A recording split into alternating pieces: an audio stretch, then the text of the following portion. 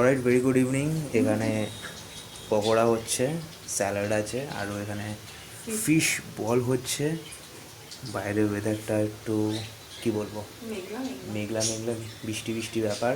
এখনই সন্ধেবেলা, এখন খাওয়া যাবে না, কেন কি ফিশ বল হবে, তবে ছাদে গিয়ে খাওয়া হবে। আর ওখানে গার্ডেনটা ভালো করে দেখাচ্ছি। তো যাই হোক, আমরা এখন ছাদে চলে এসেছি। এই হচ্ছে ম্যাডামের কিছু গাছের কালেকশন, আর এই হচ্ছে খাবার। ব্লিডিং হার্ট এই যে নতুন, এটা কালকেই কেনা হয়েছে।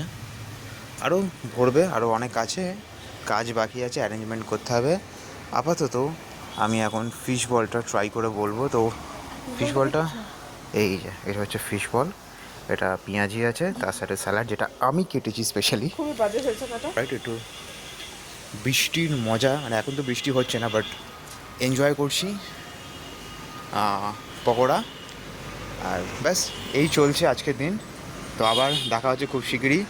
ফলো করুন আরও ইন্টারেস্টিং গল্প জানতে, কেন কি একটা দারুণ প্ল্যান হতে চলেছে 1 মাস পর।